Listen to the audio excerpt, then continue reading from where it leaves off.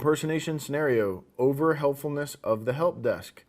So help desks are most vulnerable to social engineering as they are in place to explicitly to help. So attackers call the company's help desk and they pretend to be someone in a position of authority or relevance and tries to extract sensitive information out of the help desk. So this is very typical, right? Third-party authorization. An attacker obtains the name of an authorized employee of a target organization who has access to the information he or she wants.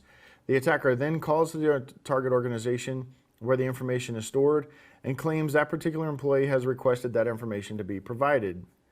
So that's one way to get it. An attacker, so a tech support scenario.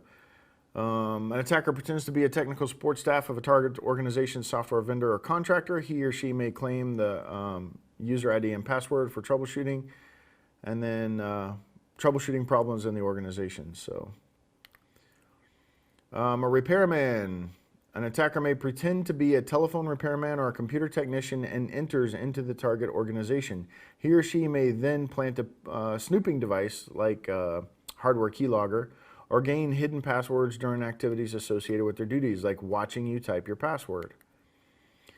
Trusted authority figure. Hi, I'm John Brown. I'm with the external auditors, Arthur Sanderson. We've been told by corporate to do a surprise inspection of your disaster recovery procedures. Your department has 10 minutes to show me how you would recover from a website crash. Hi, I'm Sharon, sales rep out of the New York office, but I have a group of prospective clients out in the car that I've been trying for months to get outsourced their security training needs to us. They're located just a few miles away, and I think that if I can give them a quick tour of our facilities, it should be enough to push them over the edge and get them to sign up. Oh yeah, they're particularly interested in our security precautions we've adopted since someone hacked into their website a while back, which is one of the reasons why they're considering our company. So hi, I'm with Aircon Express Services. We received a call, and the computer room was getting too warm, and we need to check your HVAC system. Using professional outsourcing or professional sounding terms like HVAC, heating, ventilation, and air conditioning may be just enough credibility to an intruder to masquerade to allow him or her to gain access to the targeted secured resource. Human-based social engineering, eavesdropping, and shoulder surfing. So what is eavesdropping? Unauthorized listening on conversations, right? So you're just going to kind of listen in the background. It can be done with telephone lines, email, instant messaging, all kinds of things. So eavesdropping is more than just sitting on a park bench. And then shoulder surfing. Shoulder surfing allows direct observations techniques such as looking over someone's shoulder to get information such as passwords, pins, account numbers, etc. Shoulder surfing can be done from a longer distance with the aid of visual enhancing devices such as binoculars or spotting scopes to obtain sensitive information. Spotting scopes are really good for this. Human-based social engineering, also they have listening devices that can figure out which keys you're typing by the way they sound on your keyboard too. So they may take 5 guesses, so if you're using a listening device and you type your password, it'll give you like 5 or 6 choices that it thinks it is. Human-based engineering, human-based social engineering, dumpster diving.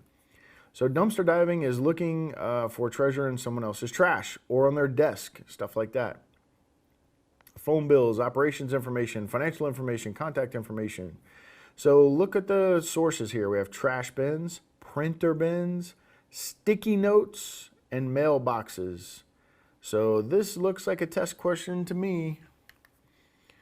Reverse social engineering, piggybacking, and tailgating. So reverse social engineering, piggybacking, and tailgating. So let's talk about each one.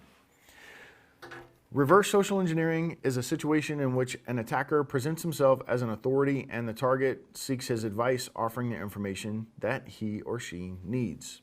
Reverse social engineering attacks involve sabotage, marketing, and tech support.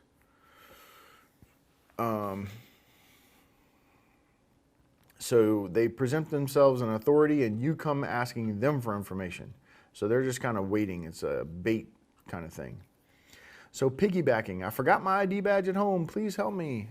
An authorized person allows, intentionally or unintentionally, an authorized person to pass through a secure door. So the front entrance to the office without signing in, or the back entrance, right, where all the employees park, so they didn't have to sign in. They got right through the front desk. Tailgating. An unauthorized person wearing a fake ID badge enters a secured area by closely following an unauthorized person and authorized person through the door, requiring key access. So check that out though, a fake ID badge, right? So they're wearing a badge, they look legit, you just kind of glance at them. Well, I don't know him, but our company's huge, right? And we have visitors all the time, I'll just let him in. You should not do that.